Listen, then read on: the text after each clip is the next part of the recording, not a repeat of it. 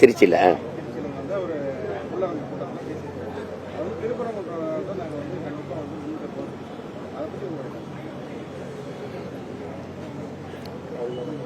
அவங்களுக்கு அரசியலுங்கிறது சாதி மதம் சாமி. என்னைக்கு என் அன்பு மக்கள் என் அருமை சொந்தங்கள் ஒன்று கவனிச்சுக்கணும். சாதி மதம் சாமியை பற்றி கவலைப்படுகிறவர்கள், அதை பற்றி சிந்திப்பவர்களுக்கு மக்களை பற்றி நாட்டை பற்றி சிந்திக்க நேரம் இருக்காது, தேவையும் இருக்காது. நாடு மக்கள் அவர்களுடைய நல்வாழ்வு நாட்டினுடைய வளர்ச்சி அதை பற்றி சிந்திப்பவர்களுக்கு சாதி மதம் சாமி கடவுளை பற்றி சிந்திக்க தேவை இருக்காது, அதுக்கு நேரமும் இருக்காது. இதுதான் யதார்த்தம். இது நான் வணங்குற என் தலைவன் பிரபாகரன் என் முருகன் மேல ஆணையா சொல்றேன். இதுதான் சத்தியம். இதை நீங்க புரிஞ்சுக்கணும். நீ எனக்கு திடீர்னு என் முருகன் மேல உனக்கு பக்தி வருது? நான் அதே மலைக்கு கீழே திருமுருக பெருமிழா எடுக்கும்போது நீ எங்க போயிருந்த? நான் வெற்றி வேலை தூக்கும்போது நீ எந்த திசையில் இருந்த?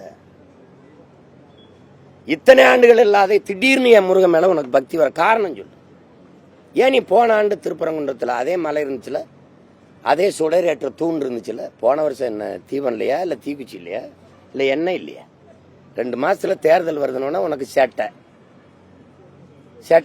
மக்களை பற்றி சிந்தி. எத்தனை வீடுகள் நீ சொல்ற சோக்கால்டு இந்து எத்தனை வீட்டுல விளக்கறியாம இருக்குது, பசி பட்டினி வறுமையில. அந்த விளக்கை ஏத்த நீ சிந்திக்கல. மலை மேல விளக்கு ஏத்துறன்ற கேட்டா 100 ஆண்டு கனவு, 100 ஆண்டா ஒரு விளக்கத்துறது கனவு கண்டுகிட்டு இருந்தியா நீ? ஒரே ஒரு கேள்வி கேட்கிறேன் இந்த பெருமக்கள்கிட்ட, முருகன் சிவன் இந்து கடவுளா? யார் என்னோட தர்க்கத்துல நின்று ஜெயிக்க போறது சொல்லுங்க. முருகனும் சிவனும் மாயவனும் இந்துவா?